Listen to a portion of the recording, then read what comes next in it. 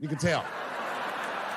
You could tell the peel was too brown, you know what I mean? It was like, you didn't eat that banana recently, motherfucker. You had that shit waiting on me. And the whole crowd was white, so it just got instantly creepy, and everyone looked like they were looking at 12 Years a Slave or something. They were all just like...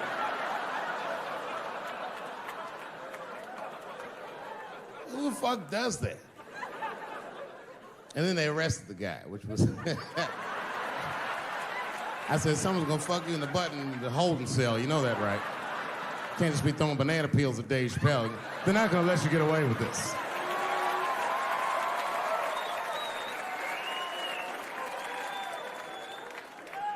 And the press called me up like, do you have a statement? A statement? For a fucking banana peel? No! I don't have anything to say. This guy was like fucking famous for throwing a banana peel at me.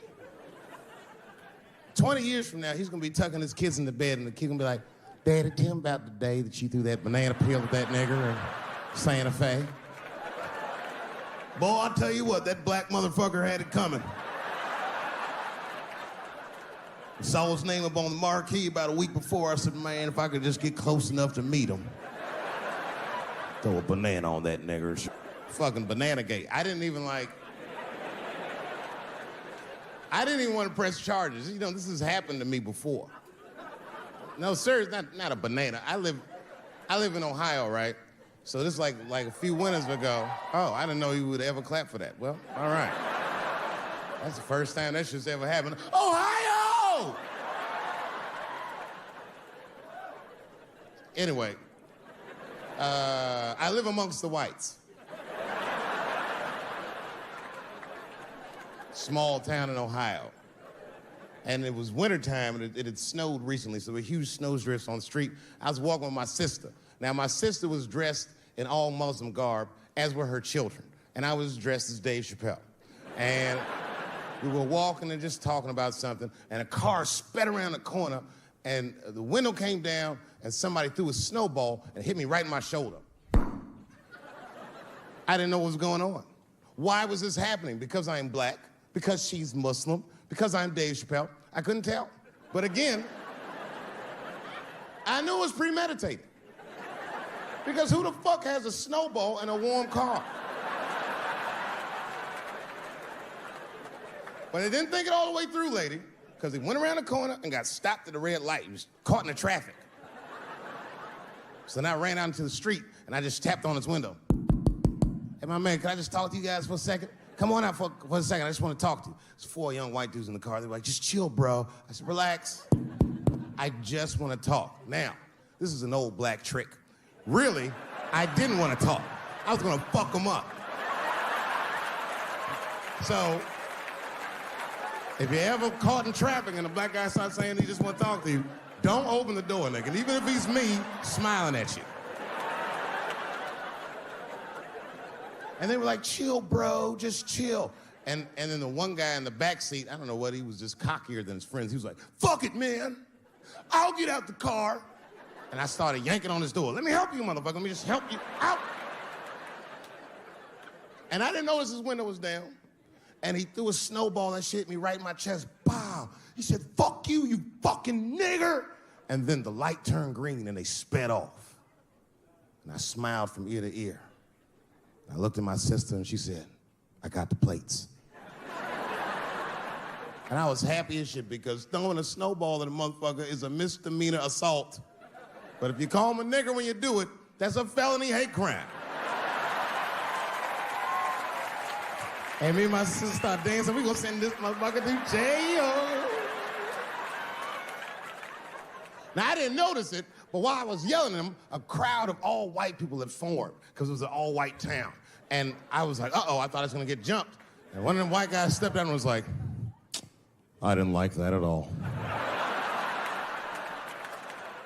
This is not what this town represents. I don't want this goddamn stuff in my vicinity. And another white guy was like, yeah, I didn't like it either.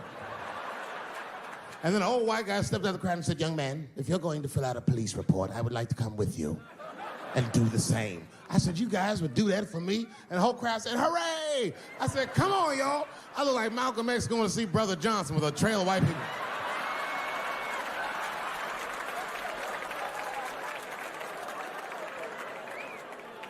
Unreal. Hour later, we was all just sitting in the police station, and the police came in. They're like, well, Mr. Chappelle, 16 identical police reports. We ran the tags, 2 young men that had their mother's car. We have all 4 suspects in holding. Their mother is here. It's up to you. Whatever you want to do. If you want to press charges, we'll move forward. Mr. Chappelle, are you okay? Huh? Sorry about that, officer. I'm a little flustered. I've never been in a position where I could decide the fate of white children before, but it's weighing heavy on me, sir. And I really can't decide. And I saw a lady pacing back and forth in the hallway, and I said, is that? He goes, yes, that's their mother.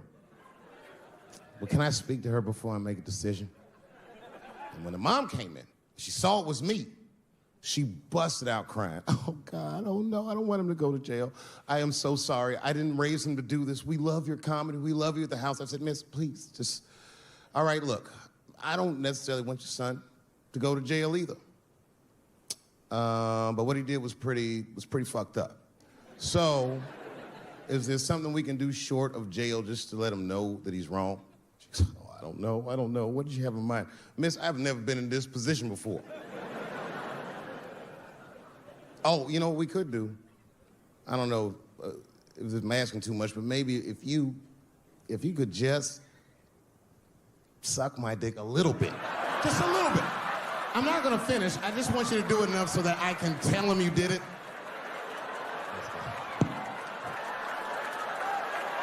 I'm kidding.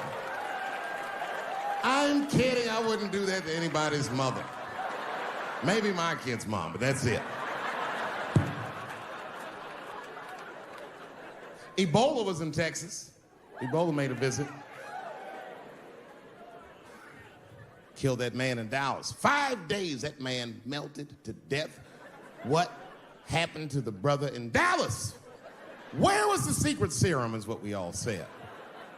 I remember in the beginning of Ebola, there were 2 American doctors that got sick in Africa. They flew them in a private jet straight to Atlanta to the CDC. I didn't even know CDC saw patients. There it was said they administered what the New York Times called a secret serum. I don't know what's in it. It's just like Colonel Sanders' recipe. But both of these motherfuckers survived. These doctors, thank God, are healthy. They are out there somewhere tonight at Whole Foods, touching vegetables, walking around. Everything's okay. Hey, Frank, how are you? Oh, you didn't hear? I had Ebola last week, but I'm doing all right now. I was bleeding out of my eyes and anus, so I got concerned, but I'm okay. What happened to the brother in Dallas?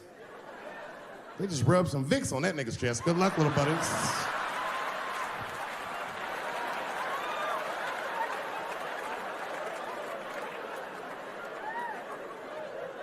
I knew he wasn't gonna make it.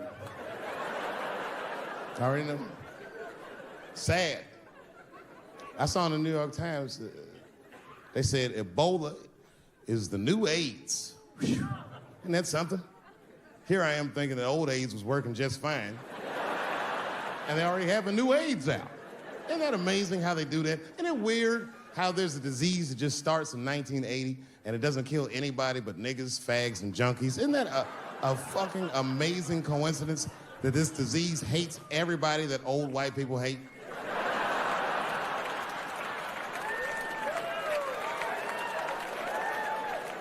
I think either God is white or the government hid that shit in disco balls. Only fun people get AIDS. Last month on the front of the New York Times, the measles was a headline. I had to check the date of the paper. I was like, measles, what is this, 1850? What the fuck is this? Why is measles in the news? Turns out they were trying to decide if mandatory vaccinations for children is the way we all want to go. Any thoughts? You say yes? I'm sorry, ladies and gentlemen. I don't know. I don't know about this one. First of all, black people generally don't trust doctors. You know, after the Tuskegee experiments and all that shit. More importantly, don't forget Michael Jackson was killed by a doctor. Granted, he was doing drugs, but if I was a heroin addict and I had a licensed physician injecting heroin in me, I should survive that. I'd just be looking like, oh, I'm good, right? I'm good? It's not too much, is it?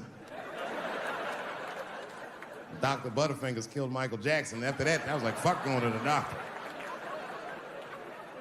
The fuck am I getting my kids vaccinated for an old-ass disease like measles? This is ridiculous. You might as well give them a diarrhea shot if you're so worried. Diarrhea has a bigger body count than the measles do.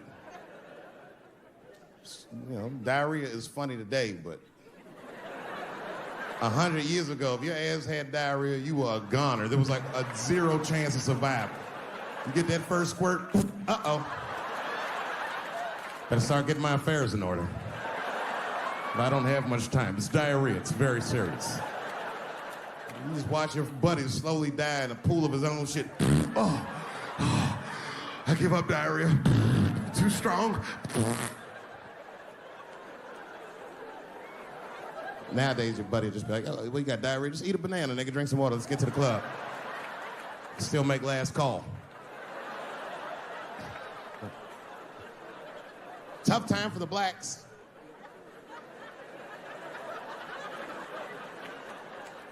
These are not good times for the blacks. I don't know if you know what I'm talking about, right? Police are killing us again.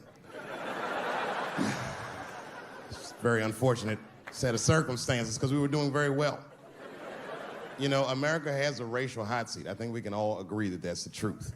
And we can also agree that that hot seat is traditionally occupied by African Americans in general, African American men in particular.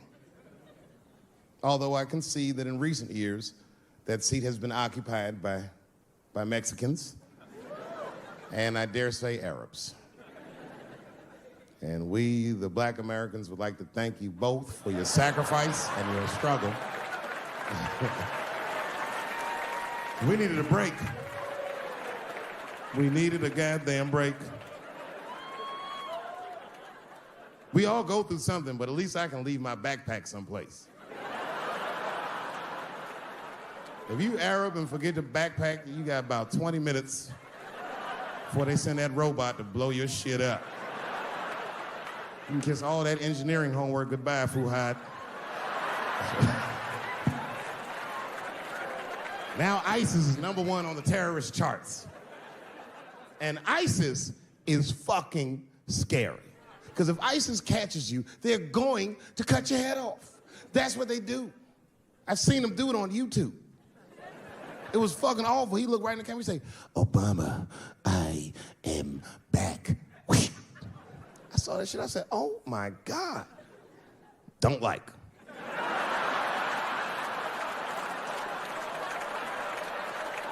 How is this guy cutting people's heads off on YouTube? I can't even post a dick pic, and this motherfucker is decapitating people. I'm gonna have to change my settings.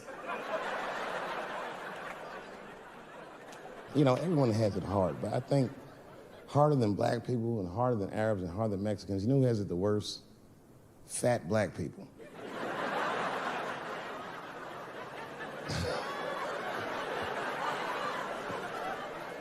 It's hard for white people to understand, but that's what I'm saying is very true. Fat black people have a really rough road, because all manner of things kill white people, but you know what kills more black people than anything, more than police and terrorism? Salt, nigga, regular ass table salt. Here, white people are getting Ebola cures and shit, and meanwhile, I'm dying from fucking the flavoring.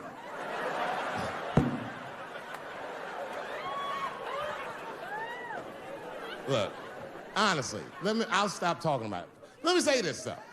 Let me just say this. Can we all just say that we see